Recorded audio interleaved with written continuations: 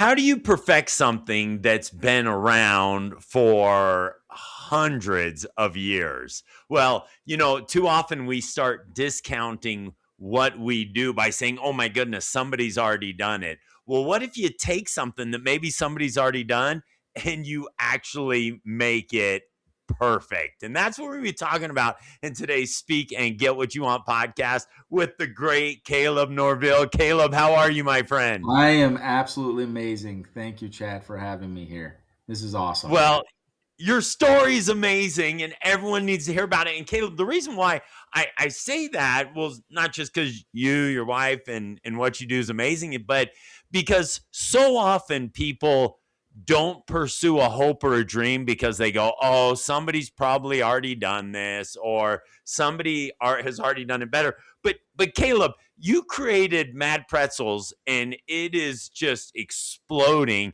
And just so you know, Caleb, pretzels were invented like 600 AD. Yes. So I say a few hundred years, but we're talking about like, 1,000 and 1,500 years, whatever the math is there. But Caleb, so you and your wife, you have jobs and you decide one day that jobs just aren't enough for you. Yeah, like I said, we're a little insane. we, it kind of started out as I've always kind of wanted to get into the food industry and do something, but having the drive wasn't a problem. It was the confidence, right? Like you got to Mm. be able to just to get out there and do it and not be afraid. And I'll tell you what, Lacey was the biggest driver behind that because she was the one that said, if you're going to do it, you just got to do it. You just go and get the trailer. Everything else will fall into place. And she was not wrong. I worked on this recipe for months and I perfected it to what I think is the best pretzel you can get on this side of the Mississippi. And No, it's the best pretzel. Hey, listen, it's the best pretzel you can get anywhere. well, thank you. And I was super scared, and I remember, we were working on the trailer. I don't know, but we built that trailer from hand. Like that little trailer that you see us in is a 1982 Pepsi trailer, and there was nothing in there. And I spent most of the winter, cold nights, cold mornings out there getting it ready for the spring. We had a few hiccups. Our ovens were wrong. They ordered us the wrong ovens. Um, it delayed us clear until June, our first year. And that's Wow. what really scared me because I was like, how are we going to how is this going to pay for itself if I've only got this small window? And Right. I told Lacey, I says, what if nobody shows up? What if we're just that food truck that just sits there and nobody is in line? And that was my biggest fear. Um, but I'll tell you what, that first event, I, I was not expecting that. And the crowd was very receptive. They were very patient with us working through the issues that we were coming across that very first event. And since then, we have just blossomed to where we're at now. And it's amazing. Our fan Okay. base is amazing. Oh, it's huge. It's huge, and it's because it's so good. But let me back up there real quick for Yeah. a few things you just said. So if Lacey doesn't push you, do you ever get here? I If Lacey did not push me, I don't think we would be here. I think she was the Wow. biggest driver. Um, and that says a lot about her. That says volumes about her because oftentimes she says, "Well, you created this business," and I says, "Well, no, no, no, no, no. We did. Like we created Mm. this, and without you, this would not have happened." Um, and it's amazing to kind of we kind of push each other now because now it's Lacey, you got to do this, and she's like, "Okay, Caleb, well, you got to do this," and it's just a back and forth game. So, but Right, right. So when you said you had this fear and you were scared, yep, scared and fearful of what? failure, really, honestly. Mm. I mean, I think Mm. that's our biggest hold up in life is the fear of failure. And oftentimes I feel like those that hold themselves back, they don't progress. And I talked to a couple people, and one of the comments that was made was, and I'm sure you've heard this before, but if you're not uncomfortable, you're not progressing. And I kind of was like, you know what?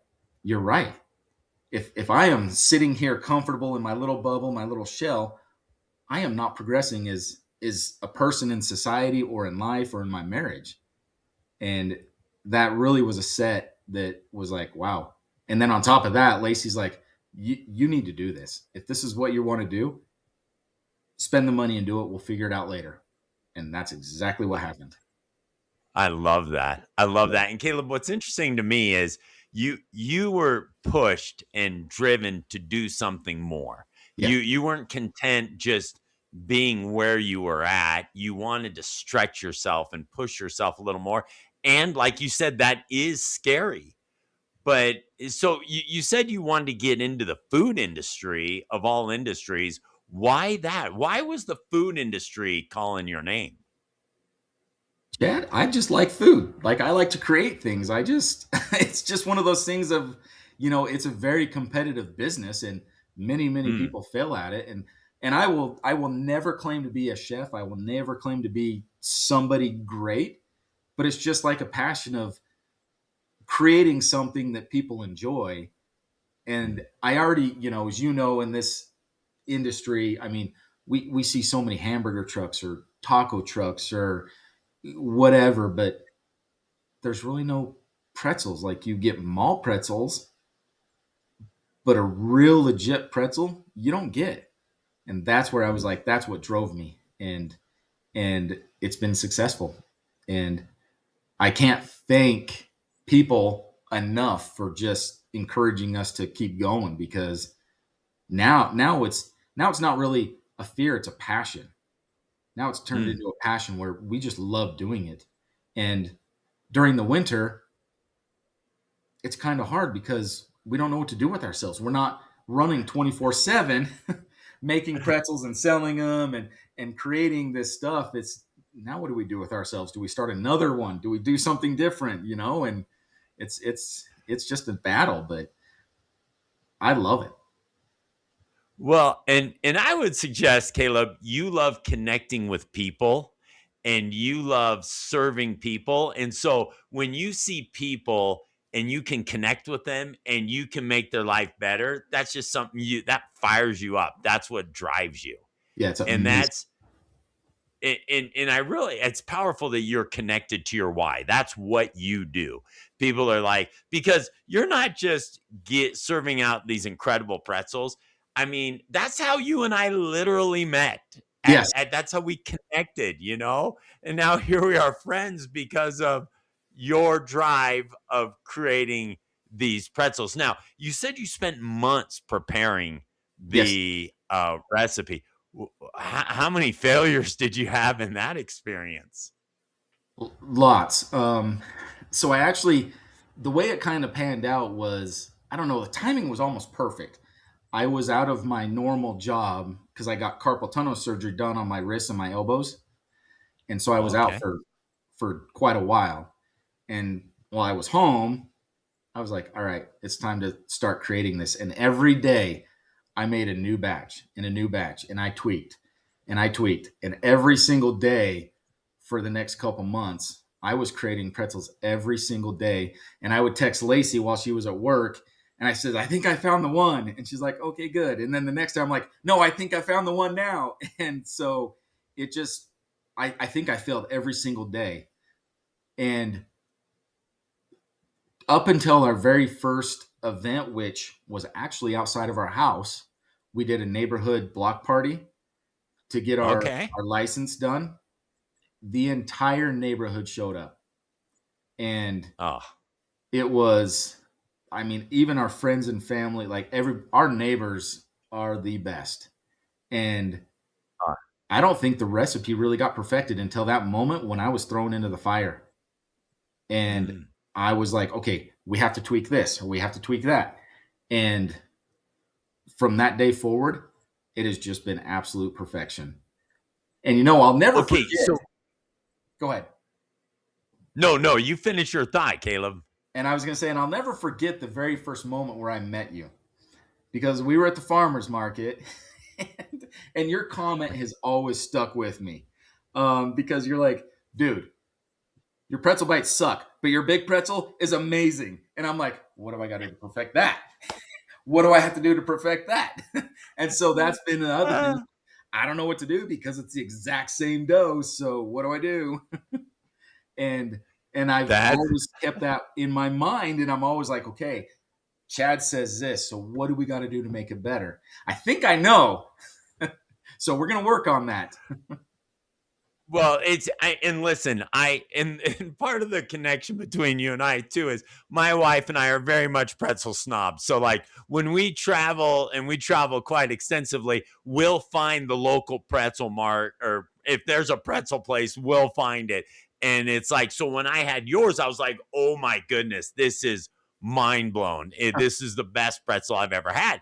And so, but you said something there, Caleb. You said it wasn't until I was thrown into the fire that things really came together for me. Yep. What do you mean by that? So things are always a little different when you're at home, kind of in your own little bubble, and you have the time to think and write things down. What you think is amazing is not what other people are going to think are amazing. And when we were thrown into that fire, I could see during our busiest times of how the dough was reacting. And dough is very Mm, finicky. Weather, humidity, it changes how your dough is. And in a controlled environment like in my home is very different than out in the real world where I'm dealing with either a very hot day, a very cold day, a very humid day, a very even wind will change the dough because it dries it out. And mm. so it wasn't really until then where I was like, okay, now we're in the elements. This recipe has got to be tweaked just a little bit to handle the uncontrollable weather that we have here in Idaho. And during that time, we made a few changes. Um, whether it's a cold weather, I have a little different recipe for very cold, and then just tweaked a little bit for very hot. So it's kind of during those moments of fire where we made our adjustments. Well, and you think about all the times you could have quit. I Oh yeah. mean, and that's what I think people really miss. They don't see, like, they see the final product, and they see like Mad Pretzels, oh, this is amazing. Like, you're an overnight success. And they don't see all of the failed recipes. They don't see all of the times that you were stressed thinking, oh my goodness, what is this even going to work out? And but you kept being persistent. You kept, what drove you beyond Lacey, because I know Lacey was a massive support for you, but was there anything else that really pushed you to say, okay, I've got to make this work? I think after other than Lacey and our events, um, I think it was the people. I think it was the pure adrenaline rush to see people's faces when we would show up and they would just be ecstatic that there was pretzels somewhere other than just your normal food truck food. We're not like your normal food truck food. We're a pretzel. You're either going to love it or Right. you're going to hate us. That's it. And to see the joy and excitement. I mean, I remember there were for quite a while, Lacey and I would get home and we would be exhausted. And all of a sudden we're making dough and it's 3, 4 o'clock in the morning. And we're going, oh crap, we got to go to work in 2 hours. So we would get a couple hours of sleep and then go to our normal jobs and do it all over again. And I think the pure adrenaline rush of seeing people's excitement and Mm. how well perceived we were is what really helped drive us. And now we have just this amazing, like I said, amazing fan base that we get messages all the time that where are you at, or are you going to be able to sell pretzels this week? And we're just like, well, no, not right now. It's still cold. We're not ready yet. Um, Right? But Caleb, one of the things I love about you, one of the many, is that you do love life. Yes. Like you want to live in this life. And the reality is, I'm at least getting to that age where you start realizing, wow, this life moves quite quickly, Yes. and you didn't want to just simply go through the motions. You wanted to live just at a higher level. And most people, Caleb, a lot of people think to themselves, I want to live bigger, I want to have greater impact, all of those things, but they don't do anything about it. You actually did something about it. So if we were to even reverse back further, were there stirrings and emotions within you that you're like, I'm just kind of caught in a rut here. I need to do something to push myself a little further. Percent. I think everybody has those feelings. It's just whether they're willing to commit to those feelings and do something about it. I mean, Hmm. everybody can be in a rut, Right. but it's completely and utterly up to you to do something about it. You know, nobody makes you happy but yourself. Whether you're in a relationship or not, oftentimes and maybe you've heard this before, but sometimes your wife will be like, "Are you happy?" Lacey will often ask, "Are you happy today?" And I'll be like, "You know what? I am happy, but that's not your responsibility. That's my responsibility. Hmm. It is Hmm. up to me to make sure I am happy or I am driven." And so it's just one of those things that when you're in a rut and you do have those stir crazy feelings, go do something about it because that's what's going to make you the happiest. I love that. I love that. A few weeks ago, I had an individual on a podcast on the show who said that he'll post that he's driving his convertible in Miami, and people will message him like, must be nice. And he's like, what, do you want to live in Miami? It's like, you can, there are things for sale here. Right. I mean, I don't, but, and not to say it's not a wonderful place, but the point is, like, you sit back, people sit back and go, oh, must be nice to be happy. But I love that ownership spirit, Caleb, where you're just like, no, it is up to me to determine whether I'm going to be happy or not. Percent. And And have you always been wired like that? I don't think so. I think in my younger days, it's not until you get a little older and then you start seeing your kids and your grandkids and you're like, you know what? There's so much more I could have done for Mm, myself if I would have had that mentality. So no, it was not always wired that way. I think just the older I got and the more patient I got with life, it's one of those, man, you can't make me happy um, other than myself. And mm. I can only do so much at my ability. Like I'm not going to be able to go and start some Microsoft or Adobe business because, well, maybe I'm just not that smart. But I can definitely create a dang good pretzel or some kind of food that will get me out of a rut and that'll drive me. So Well, and the impact that you're having, Caleb, like you have all these people that their lives are literally better. I mean, you came to an event that we had for a couple of hundred missionaries, yes, and these missionaries were pumped and happy, and they're like, "This is amazing," and they were so excited, and it's incredible. Just like that's what drives you, that's what your passion is, and so you sat back and you go, I'm in a rut, but I don't want to stay in this rut.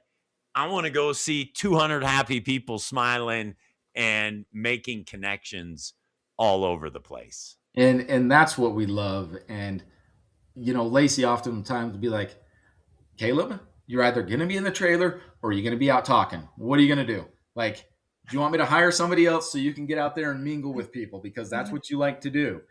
And she's not wrong. I kind of do like to talk to people and wander around but then I also got to pull myself back in and be like, okay, Lacey, where do you need me? Because at this point, she runs the show. Like it might have been my idea, but she runs the show and she does an I amazing love that. job.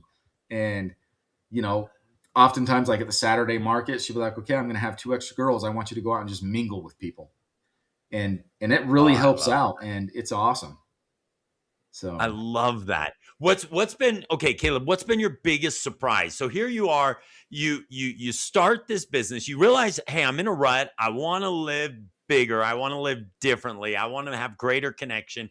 You go down this path of pretzels, and you're like, I want it. I want to be the best. I don't want anything mediocre. I'm gonna be the best. I'm gonna be the best. What's been the biggest surprise for you in this entire journey? Oh man, I think the biggest surprise is the how receptive people are. Um, they're just they're all for it. I can't tell you how many people have come up and be like, "What do you do to your pretzels?" Because they are addicting. And They I'm are. just like, They are. "It's just dough." But it's a huge surprise, and the amount of people that we have that just are 100% behind us is the biggest surprise. Coming from where my fear was of nobody's going to show up, we're just pretzels, to people almost demanding them is a Mm, huge surprise for me. And I couldn't ask for a better group of people. I couldn't ask for a better small business, if you will. Like, I realize I'm not a multi-million dollar business, but this little endeavor has turned into something that is more than just a business. We have mm. so many friends that we have met through this business that I can't go hardly anywhere now where people aren't talking to us about the business or when we're going to start up or how can they get their pretzels. And it's just that's the biggest surprise to me. That's amazing. And that what a powerful lesson there, because I do believe most people are good and they want other people to be successful. And but you said something there I thought that just was really powerful. And that is, well, I think it goes back before I mention that. I think it goes back to the way you show up though, Caleb. You show up with this energy, and we talk on this show all the time that how people match your energy, and you show up with this energy of excitement and this energy of like, I'm not going through the motions of life. I'm going to live life. And I think people come for the pretzels, but stay because of the energy you and Lacey have. And even when your sweet daughter's in that, serving there with you, just the whole energy that your family brings to the table, I think it's just so important that as you bring that energy, people step up and then want to make sure that you're successful, because the way, not only the way the pretzels tasted, but the way you and your family make them feel. Percent. And I think that speaks volumes to the customers that they do come up and they expect a pretzel, but they get a whole lot more than just a pretzel. They get, our daughter's sassy little attitude, or Lacey or I, like, we just love talking to people. We love the kids that just, when we hand out those big pretzels, and or when they can't make up their minds, I'll be like, all right, well, let me suggest this, and I'll hold up our big pretzel, and it's as big as their head, and just the eyes that light up on them, and we just connect with them, and I think they get more than just a food item. They get an experience that they don't always get wherever else they go. A lot of people are just herd them in like sheeps and send them out. Well, Mm, sometimes our line is a little long and we spend a little too much time talking with our customers, but it I guess in layman terms, it's like bedside manner. You want to make them right. feel extremely comfortable coming to your trailer, and most of the time they do. And we get lots of people that'll pop their head in from the back window and talk to us, and Lacey will be like, "Who's that?" And I'm like, "I have no idea, but it's amazing." Right, right. So, It's like that Zig Ziglar quote that you can have anything in this world you want if you help enough people get what they want. And yes. the reality is, what people really want is happiness. And I love, Caleb, I love your story because you've chosen to not be in a victim mentality. So many people will just be like, "Oh, I guess this is my lot in life." And you have that victim mentality. You started falling into that rut, and you're like, no, I ain't staying here. I Yep. got to figure out how to get out of this, because I'm not going to let life happen to me. I'm going to go happen to life. And I mean, even with it, you still have those feelings. But every time I Mm. step into that trailer, every time I start rolling a batch of dough, it just, the world changes. And the biggest thing is, even though if you are in a rut, communication is a huge deal with your, whether it be your loved one or your children. You just got to talk to them and express maybe your feelings to be able to figure out a way to get out of that rut. And when I woke up and told Lacey I wanted to do this, I think she thought I was a little crazy at first. Um, because she's like, as if we're not busy enough. And Right. but when she started realizing that, okay, maybe he's serious about this, and then I have this fear and I start to pull back, she's the one that kept pushing forward. Because I think she Mhm. kind of knew that we could do something greater than what we have now. And I don't think it was just about us, it's about everybody else. And we've taught a lot of good lessons to our daughter, um, that maybe doesn't want to show up and work, but it's a hard lesson to learn. And I think she's learned a lot, and she has grown so much for a 13-year old. And you would never guess she's a 13-year old. No, no, never. So, I didn't think, "Oh my goodness, I can't believe she's 13." Now, yeah, that's incredible, but you said, Caleb, you said yourself right there that it's all about everybody else, yeah, and that's why you're so successful. You're making it about everybody else, so when you're struggling, you didn't look inward, you turned outward, and you went and made things happen, underscoring the importance of that person that you're holding close to you, Lacey, because that the people you're surrounding yourself with are so critical to yes, the success you're experiencing. 100%. So I love that, Caleb. I love what you shared. Your pretzels are amazing. Mad pretzels. Everyone needs to experience them in their lifetime, right? There are seven wonders in the world. This is the eighth. You've got to have a mad pretzel. And what's your Instagram page? it's Mad Pretzels.